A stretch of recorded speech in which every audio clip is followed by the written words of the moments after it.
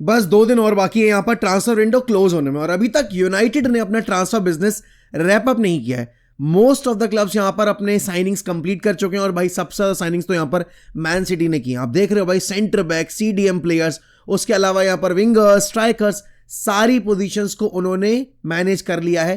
Kyle walker को भी उन्होंने जाने दिया, तो उनके जो आउटगोइंग्स थे वो भी कंप्लीट होते हुए दिखाई दिया हमें। लेकिन जब बात आ रही है मैनचेस्टर यूनाइटेड की, तो यहां पर उनको पता है कि भाई उनको इनकमिंग्स की जरूरत है, लेकिन वो तभी हो सकती है जब आउटगोइंग्स होंगी, और आउटगोइंग्स के नाम पर अभी हमने कोई भी प्लेयर का यहां पर आउटगोइंग होते देखा नहीं है। रैशफोर्ड जो इतने प्रोबेबल लग रहे थे कि भाई इंटरव्यू के बाद तो उनका पत्ता साफ हो चुका है, वो किसी ना किसी क्लब चले ही जाएंगे, उनके एंड पर भी यहां पर अभी सिचुएशन क्लियर नहीं हुई है कि वो जाएंगे तो किस क्लब जाएंगे। बारसा ने हाथ पीछे खींच लिए, नेपोली इंटरेस्टेड थी, उन्होंने अपना ऑफर नहीं रखा, यूवेंटस ने अपना ऑफर नहीं रखा, डॉर्टमुंड तो ऑफर लेकर आई ही नहीं, और अब एक नया क्लब निकल कर आया जिसका नाम है एस्टन विला।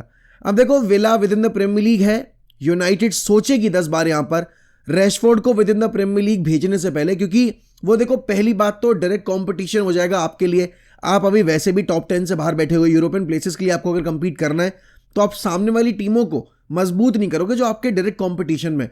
तो रैशफोर्ड ऑब्वियस ही बात है, he is a brilliant player, no doubt there is कि भाई रैशफोर्ड अच्छा प्लेयर नहीं है, बट रैशफोर्ड एक अच्छा प्लेयर है, लेकिन यहां पर एक राइट एटीट्यूड वाला प्लेयर नहीं है। देखो क्या होता है ना, जब एक मैनेजर एक टीम मैनेज करने आता है तो वो देखता है कि भाई कौन सा प्लेयर यहां पर उस टीम में, उसकी नई टीम में जगह बनाने के लिए फाइट कर रहा है, और कौन से प्लेयर्स ऐसे हैं जो कि इजी एस्केप रूट ढूंढ रहे हैं। तो रैशफोर्ड के केस में एमरिम ने कुछ तो नोटिस किया होगा, क्योंकि 2 प्लेयर्स ड्रॉप किए गए थे उस मैनचेस्टर डार्बी से, एक का नाम था गर्नाचो, दूसरे का नाम था रैशफोर्ड। गर्नाचो आज की डेट में बहुत क्रूशियल पार्ट बन गया एमरिम के सिस्टम का, और लगातार न्यूज आ रही है कि गर्नाचो को बेचना चाहती है मैनेजमेंट, लेकिन उसके बावजूद यहां पर रूबन एमरिम हर मैच डे स्क्वाड में गर्नाचो को सिलेक्ट कर रहा है, और मैच डे स्क्वाड में भी नहीं, स्टार्टिंग 11 तक में यहां पर मौका दे रहा है। तो आपको पता है कि गर्नाचो के साथ जो दिक्कत थी यहां पर एमरिम को, गर्नाचो ने उसने अपनी उस प्रॉब्लम के ऊपर वर्क किया है, एंड यस उसका एटीट्यूड आज अगर आप देखोगे हर मैच में इंप्रूव होता नजर आ रहा है। अब यार बार्सिलोना को लेफ्ट विंगर की जरूरत है, और मार्कस रैशफोर्ड वैसा लेफ्ट विंगर है जो कि बारसा को डेफिनेटली इंप्रूव करेगा, लेकिन पैसे की जहां बात आती है, रैशफोर्ड जैसा प्लेयर क्या उतने हाई वेजेस डिजर्व करता है? क्योंकि कंसिस्टेंसी की अगर बात की जाएगी, भाई वो बंदा यहां पर मोहम्मद सलाह केबीडी लेवल के पैसे अर्न कर रहा है, लेकिन उनके जैसे नंबर्स प्रोड्यूस करके नहीं दे रहा है। तो ऑब्वियस ही बात है, यहां पर क्लब्स जो उसको लाने के लिए इंटरेस्टेड भी हैं, वो 10 बार सोच रहे हैं यार कि क्या ये डील वर्थ इट है।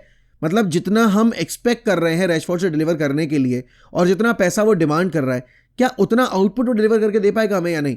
और वहीं यहां पर क्लब्स अपने हाथ पीछे खींच रहे हैं। अब विला, जिसको अभी 77 मिलियन मिले हैं भाई जॉन ड्यूरान की डील के लिए, और ऑली वॉटकिंस अगर ऑफर आएगा तो शायद वो ऑली वॉटकिंस को भी जाने दें, ऑल्दो यहां पर ऑली वॉटकिंस के जाने के चांसेस कम लग रहे हैं, मे बी समर में शायद ऑली वॉटकिंस चले जाएं।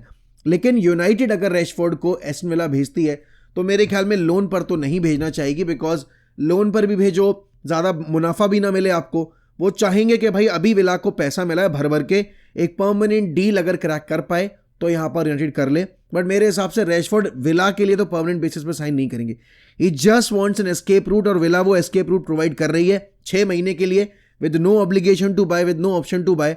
बाकी यहां पर अगर परफॉर्म कर जाता है तो हाँ, फिर उसके बाद क्लब्स इंटरेस्टेड होंगे रैशफोर्ड को परमानेंट बेसिस पर साइन करने के लिए। लेकिन रैशफोर्ड की न्यूज के अलावा एक और न्यूज आई है कल, बड़ी इंटरेस्टिंग। अब देखो, यूनाइटेड सबको पता है भाई अभी कंपटीशन वाइज यहां पर किसी भी मेजर कंपटीशन के लिए कंपीट नहीं कर रहे। मतलब अगर आप बोलोगे कि यार यूरोपा लीग के अलावा ये क्या जीत सकते हैं, क्या ये प्रीमियर लीग जीत सकते हैं क्या? नहीं। एफए कप हाँ, क्योंकि कप कंपटीशन है, वहां पर शायद हमारा वो काम चल जाए। लेकिन आप जब तक यूरोप में अच्छा नहीं करोगे, जब तक आप डोमेस्टिक में अच्छा नहीं करोगे लीग फॉर्मेट में, तब तक आपको वो कैटेगरी में शामिल नहीं किया जाएगा, राइट।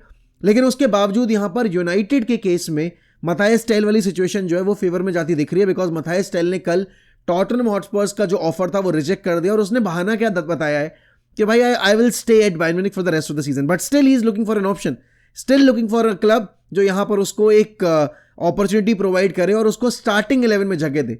अब देखो, यूनाइटेड में उस फ्लैंक के ऊपर जहां मथायस टेल खेलना चाहते हैं या खेलते हैं, कंपटीशन कम है, क्योंकि उनको सिर्फ और सिर्फ यहां पर अब गर्नाचो से कंपीट करना पड़ेगा, बिकॉज रैशफोर्ड का मुझे लग नहीं रहा कि कुछ सीन बनने वाला है यूनाइटेड में। और वेन रूनी ने भी स्टेटमेंट दिया कि he had a word with Marcus Rashford, and उन्होंने भी सजेस्ट किया है कि he needs to get out of the club.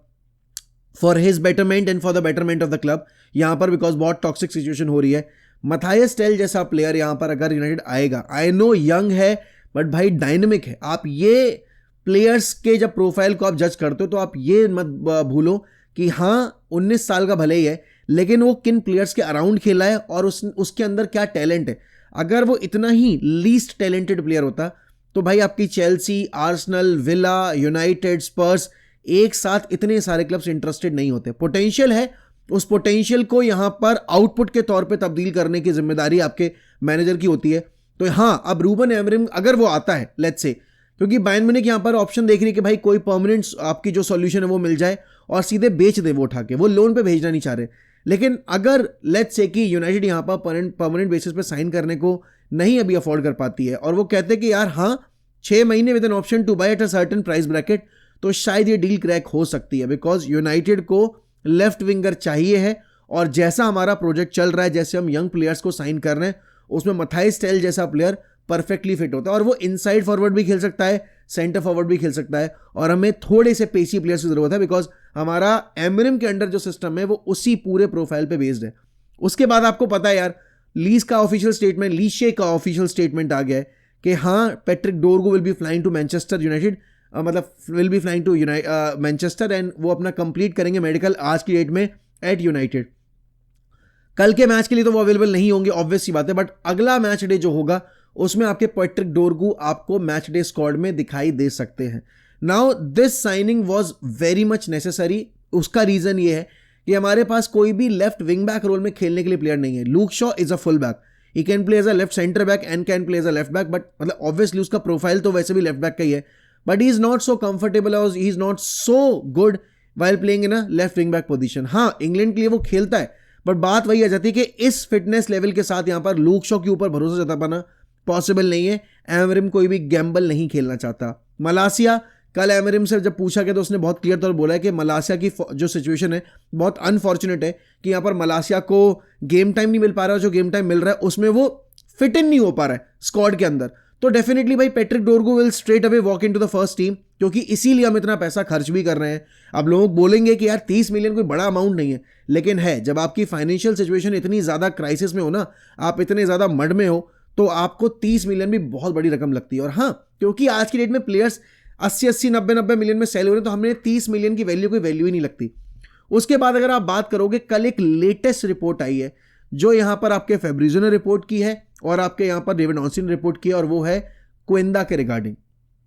भाई देखो, मैंने क्वेंदा को इतना फॉलो नहीं किया, लेकिन मैंने 2-3 मैचेस जो स्पोर्टिंग के देखे, Quenda looked so lively, specially against Man City. That was a top game, और उस मैच में यहां पर क्वेंदा ने बुली कर रखा था मैन सिटी के डिफेंस को और अटैक को। And we need such dynamic players, क्योंकि जो विंग बैक का रोल है ना, वो आपके माजरुई और डेलो नहीं निभा सकते। डेलो टू सम एक्सटेंट आप बोल भी लोगे, बट माजरुई आपका राइट सेंटर बैक खेल सकता है, फुल बैक खेल सकता है, लेकिन आपका विंग बैक रोल में माजरुई के पास वो पेस नहीं है, वो डायनामिज्म नहीं है, जहां पर माजरुई को मैं कंफर्टेबल होता देख रहा हूं। अब हाँ, ओवरनाइट अगर चेंजेस हो जाए माजरुई के गेम में, ये हो भी सकता है कि भाई माजरुई थोड़ा टायर्ड है बिकॉज लगातार सारे गेम्स खेल रहा है। जब क्वेंदा आ जाएगा, अगर क्वेंदा आता है, तो वो समर की साइनिंग बताई जा रही है, विंटर की साइनिंग नहीं है। बताया जा रहा है कि 40 मिलियन का एक डील एग्री कर सकती है यहां पर स्पोर्टिंग और यूनाइटेड क्वेंदा के लिए, और जिसके बाद यहां पर आपके पास ऑप्शंस बढ़ जाएंगे। दूसरी चीज यहां पर है कि बहुत सारे लोगों का सवाल होगा यार कि फिर एरिक टेन हैग और रूबन एमरिम ने फर्क क्या है, क्योंकि एरिक टेन हैग ने भी अपने प्रीवियस क्लब से प्लेयर साइन किए थे और अपनी डच नेशनल टीम से प्लेयर साइन कर लिए थे, एंड रूबन एमरिम भी वही करने की कोशिश कर रहे हैं, क्योंकि आप विक्टर ग्योकेरेस के भी लिंक्स देख रहे हो और क्वेंदा के भी लिंक्स देख रहे हो। लेकिन आपको फर्क समझना पड़ेगा, एरिक टेन हैग की भी कुछ साइनिंग्स बहुत टॉप नॉच रही हैं उनके प्रीवियस क्लब से जो आई हैं। जैसे कि सबसे इंपॉर्टेंट साइनिंग जो थी वो थी लिसांद्रो मार्टिनेज की। पहले सीजन में लिसांद्रो Martinez was such a crucial player. Unfortunately second season में वो इंजरी के बाद कभी भी उस लेवल पे खेल नहीं पाया, but look at लिसांद्रो Martinez right now. या फिर अगर आप माजरुई की बात करोगे या डिलीट की बात करोगे, ये दोनों ही प्लेयर्स कितने क्रूशियल हैं अभी हमारे सिस्टम के लिए, आपको समझ में आ रहा है। तो टेन हैग की हाँ कुछ साइनिंग्स बहुत बड़ी ब्लंडर रही, जैसे कि एंटनी की साइनिंग हो गई, बहुत बड़ा ब्लंडर थी। ओनाना भी टू सम एक्सटेंट में बोलूंगा एक फ्रूटफुल साइनिंग के तौर पर अभी तक प्रूव हो नहीं पाई है, बट अगेन बात वही आ जाती है कि आप यहां पर किस तरीके से प्लान कर रहे हो विंडो।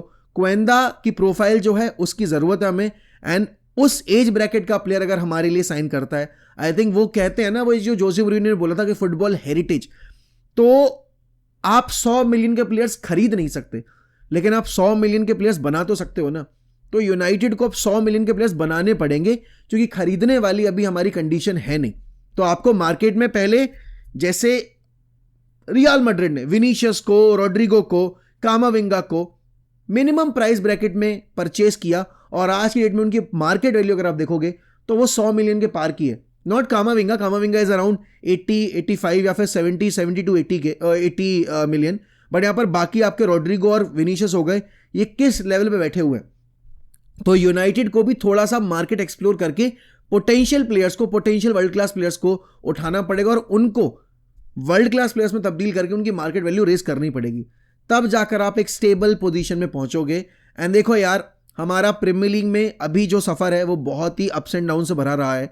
आपको पता है अभी यहां पर ज्यादा गेम्स बचे नहीं है, और अभी भी आपका एम्बिशन यूरोप क्वालिफाई करने का है थ्रू प्रीमियर लीग। तो आपको यहां से अब हर एक मैच जीतना पड़ेगा। Every game is a cup final. आप यहां पर सोच ही नहीं सकते कि भाई हम लीग में खेल रहे हैं, क्योंकि लीग में क्या होता है ना, आपका माइंडसेट होता है कि चलो ठीक है, एक गेम नहीं परफॉर्म किया, अगले गेम में कर लेंगे। नहीं, we are playing in a cup final in every game Premier League के। तो आपको उस तरीके से मैचेस ट्रीट करने पड़ेंगे। बट मोस्ट इंपॉर्टेंटली यहां पर लीग पोजीशन वाइज आप जहां भी फिनिश करो, आपको यूरोपा लीग अटमोस्ट प्रायोरिटी पे रखनी पड़ेगी। देखो, लोगों के लिए होगी यहां पे Europa League second tier Europe competition, but हमारे लिए इससे बड़ी ट्रॉफी इस पॉइंट ऑफ टाइम पे कोई नहीं है, क्योंकि हमारा लीग का जो फेज है पूरा वो बर्बाद हो चुका है। वहां से यूरोप क्वालिफाई कर ही नहीं सकते, किसी भी हाल में नहीं कर सकते, क्योंकि इतनी परफेक्ट यहां पर आप 16 गेम्स की स्ट्रीक तो प्रोड्यूस करने नहीं वाले कि आप एक गेम हारो ना, राइट। और ऊपर बैठी टीमें आपके गेम्स हारे भी बीच में, तो आप उस पर कैपिटलाइज कर लो। Europa League is the only way to get into the Champions League spot, और जैसा आपका स्क्वाड है और जैसा आपका फॉर्म रहा है यूरोपा लीग में, you should be winning this. हाँ, वो बात अलग है, ऑन द गिवन डे आप कुछ भी एक्सपेक्ट मत करो, क्योंकि फुटबॉल बहुत अनप्रिडिक्टेबल स्पोर्ट है और कुछ भी हो सकता है कभी भी। बट यस, यूरोपा लीग एक रियलिस्टिक ऑप्शन हमारे लिए यहाँ पर ट्रॉफी जीतने का और यूरोप में एंटर करने का। बाकी मुझे नहीं पता यार कि मार्कस रैशफोर्ड की सिचुएशन बचे हुए 2 दिनों में सॉल्व होगी या नहीं होगी, लेकिन सोचो यार, अगर इतना सब कुछ होने के बाद मार्कस रैशफोर्ड को क्लब में रुकना पड़ जाए तो कितना बड़ा झटका होगा उस इंटरव्यू के बाद उनके लिए, और कितना बड़ा सेटबैक होगा यार ये यूनाइटेड के लिए। कि सोचो, तुमने जो वेजेस ऑफर किए इस प्लेयर को, उन वेजेस पे या फिर उसके हाफ वेजेस पर भी कोई भी क्लब यहां पर रैशफोर्ड को लाने को तैयार नहीं है। And it's not just about the money, it's about the attitude as well, it's about the level of performance, and it's about the consistency as well. ये सारी चीजें, ये जो पैकेज है ना पूरा, ये रीजन बना हुआ है मार्कस रैशफोर्ड के लिए कि क्यों उनको कोई बड़ा क्लब उठाने को अभी मार्केट में तैयार है नहीं। बाकी आपके क्या प्रेडिक्शंस हैं भाई बचे हुए साइनिंग्स को लेकर, या आपके क्या ओपिनियंस हैं इन सारी बातों को लेकर, जरूर बताइए मुझे कमेंट सेक्शन में। और हाँ, जाते जाते एक और चीज भाई, गावी ने नया कॉन्ट्रैक्ट साइन कर लिया है, अराहो ऑलरेडी नया कॉन्ट्रैक्ट साइन कर चुके हैं।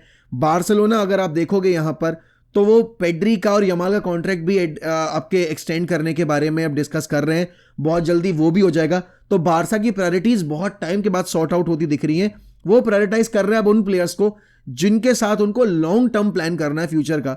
और यही था बार्सिलोना की सक्सेस का पूरा मंत्रा, जब वो अर्ली 2000 से लेकर और आपके 2015-16 तक सक्सेसफुल फेज में रहे थे। तब उन्होंने ला मासिया ग्रेजुएट्स को और in potential world class players को वर्ल्ड क्लास प्लेयर्स में बनाने की कोशिश शुरू की, तो उनको बना भी लिया था।